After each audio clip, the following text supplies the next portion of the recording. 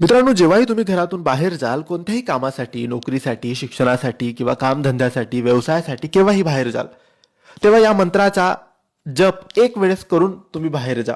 हा मंत्र तुम्ही देवघरासमोर उभे राहा किंवा बसा, हात जोडा आणि एक वेळेस फक्त बोला.